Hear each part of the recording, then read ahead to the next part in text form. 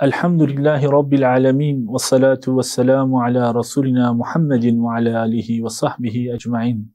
Allahu Teala fi kitabihil kerim. Euzu billahi mineşşeytanirracim. Bismillahirrahmanirrahim.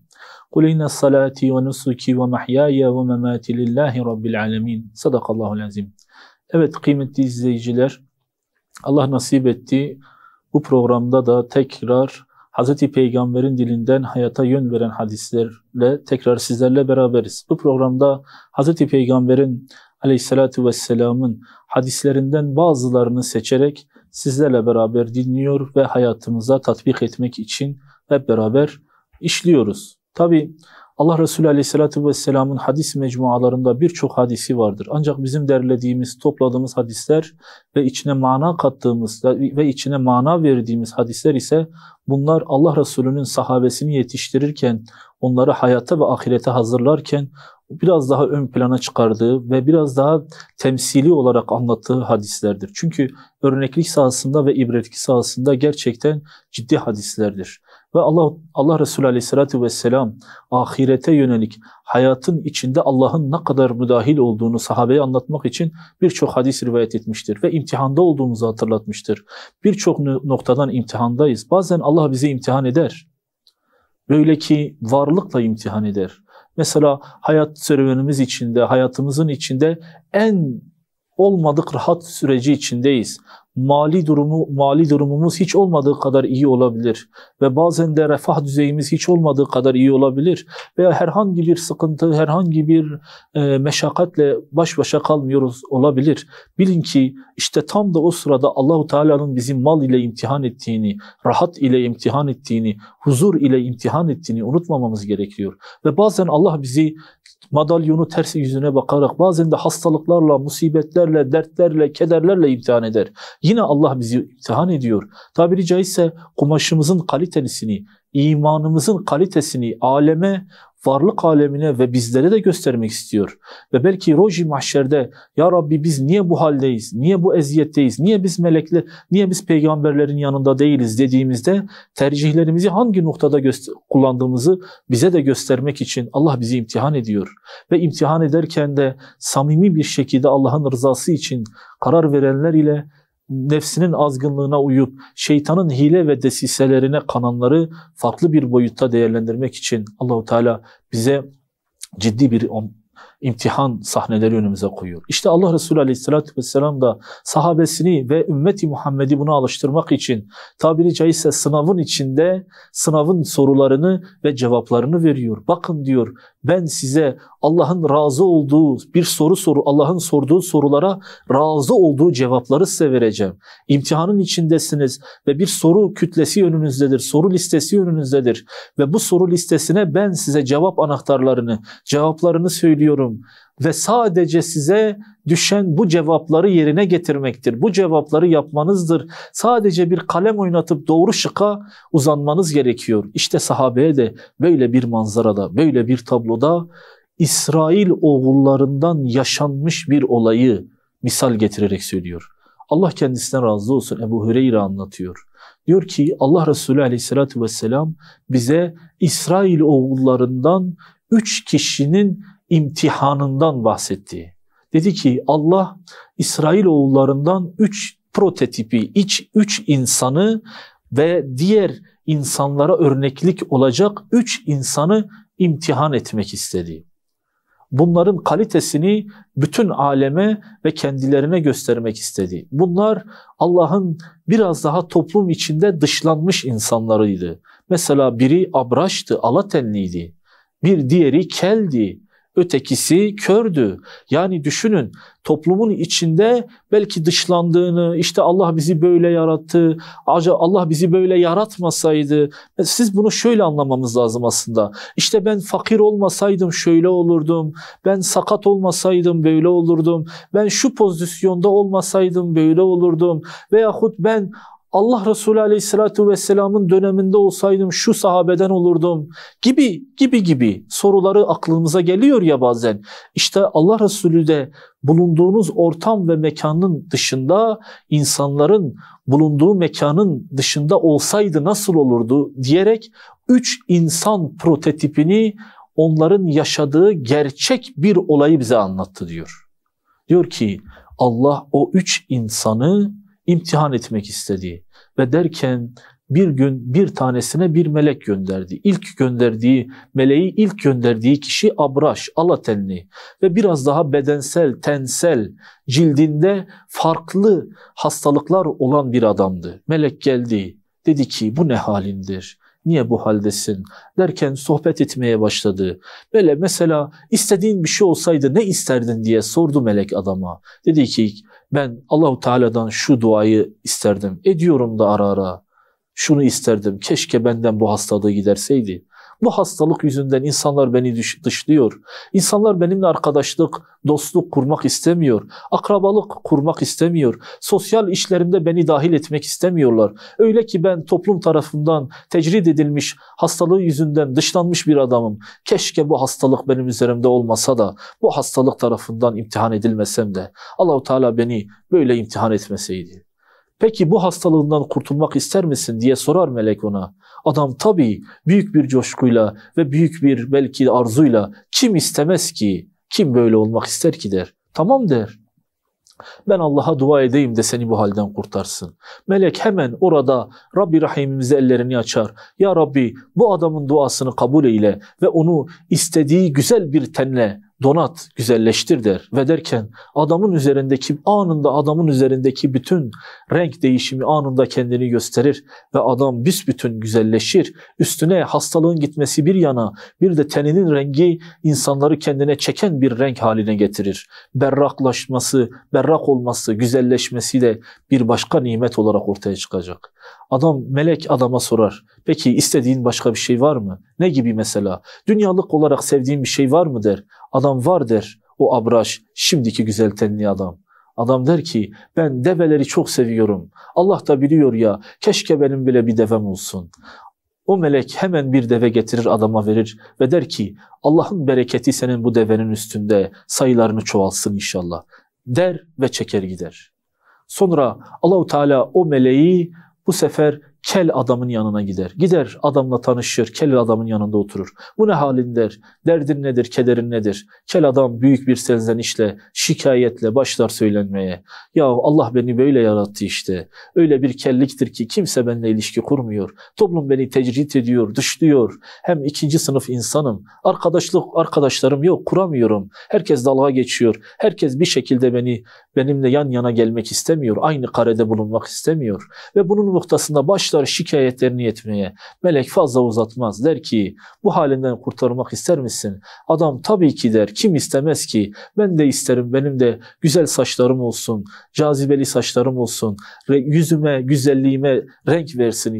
İsterim ben der. Melek hemen orada dua eder ve adamın gerçekten insanları kendine çeken bir saçı olur. Öyle ki rengi güzelleşir, berraklaşır, saçının güzelliği insanları kendine çekecek bir dereceye ulaşır. Adam bu haliyle sevinirken melek ona sorar, peki başka istediğin bir şey var mı? Dünyalık olarak istediğin bir şey var mı? Adam hemen eski kel, şimdiki güzel saçlı adam hemen der ki, vallahi ben dünyada davarları çok seviyorum. Keşke benim ineklerim olsa, böyle dünya malı olarak bunlarım olsa. Ben bu noktada gerçekten bunlara çok seviyorum. Hemen melek ona bir inek, bir öküz, bir davar getirir. Allah'ın bereketiyle sayısı çoğalsın der inşallah.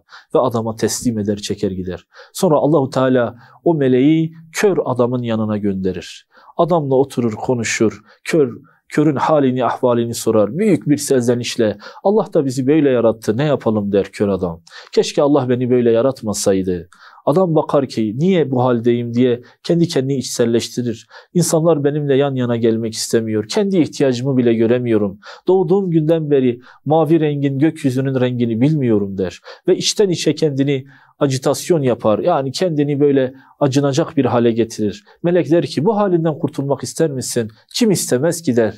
Kim istemez ki? Allah bana keşke gören gözler verseydi. Ve melek ister misin senin için dua edeyim de Allah sana gören gözler versin.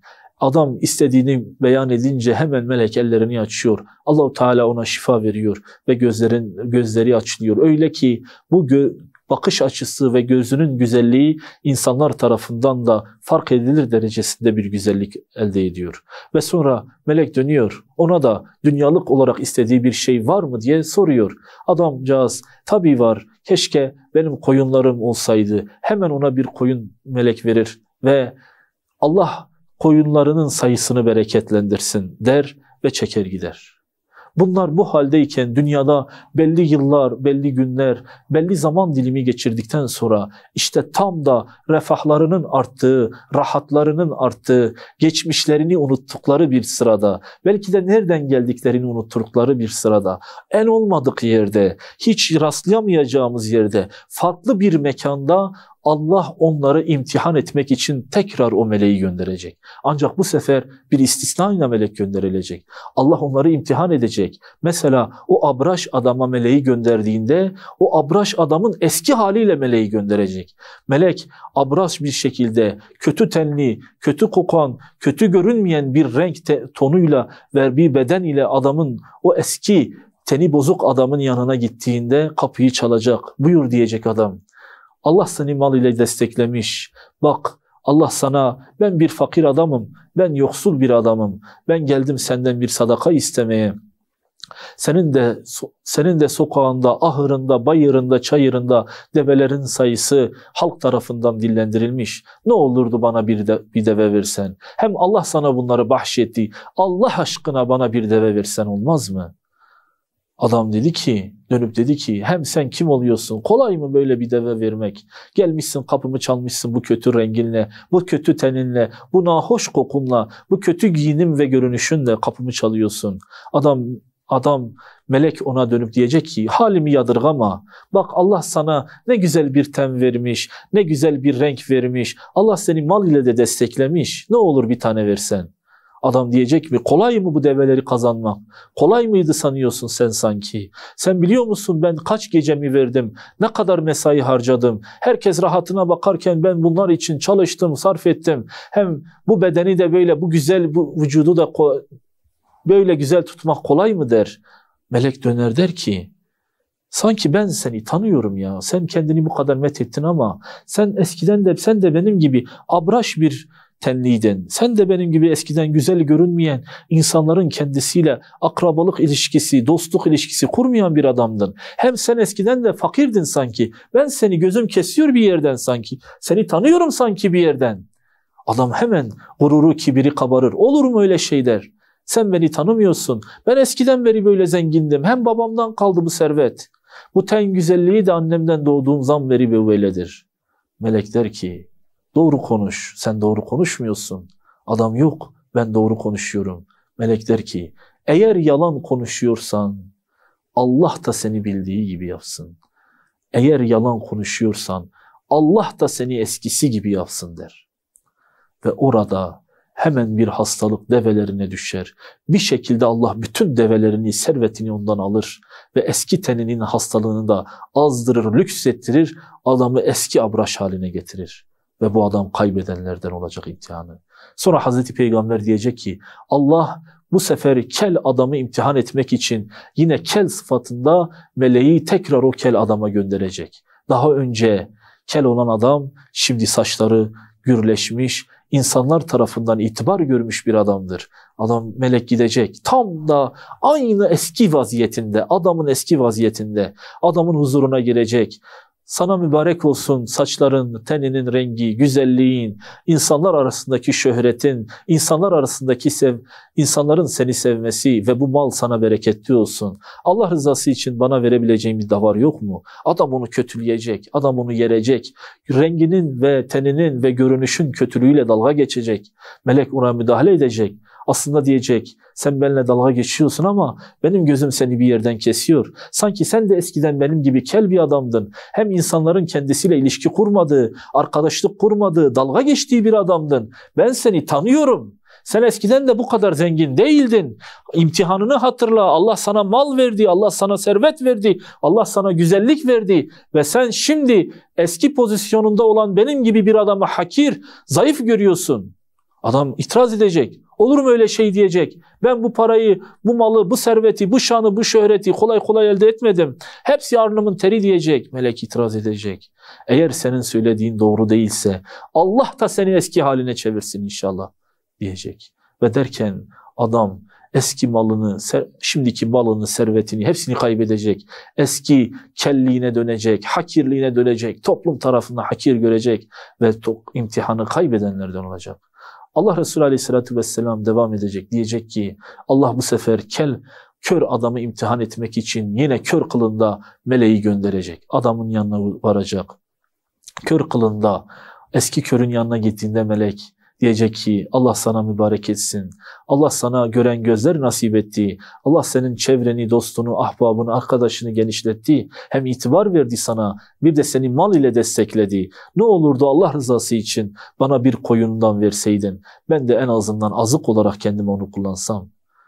Kör adam durdu. İnşallah Allah da sana gören gözler nasip eder dedi. Hem ben de senin gibi eskiden kör bir adamdım. Allah bana nimet verdi. O şükrün bir edası olarak ben Rabbime vermeyeceğim de kime vereceğim? Senin kim olduğun, ne olduğun önemli değil. Ancak ben de senin gibi eskiden kör bir adamdım.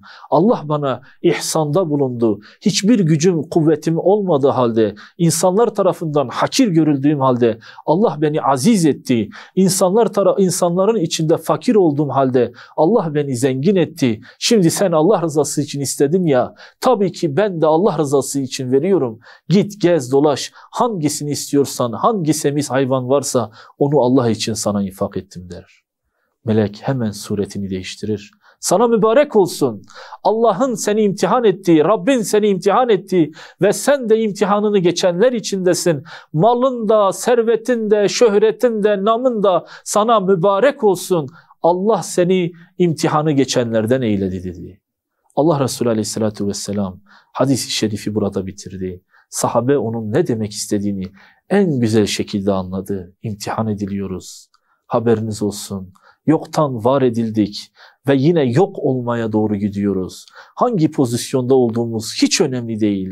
İstediğimiz pozisyonda olalım ama hangi pozisyonda olursak olalım, hayatın hangi evresinde olursak olalım, hepsinin için Allah'a hamd etmemiz gerektiğini unutmayalım. Yoktan var eden Allah, varlığı da önümüze sermiştir. Bizi eşrefi mahlukat yapmıştır. Ve Allah Resulü de bize imtihanın içinde imtihanın sırrını anlatıp, imtihanın cevaplarını vermiş, sadece bize eylem yapma liyakatini bizden bekliyor. Allah-u Teala bize imtihanımızın süreci içinde yardımını ihsan eylesin.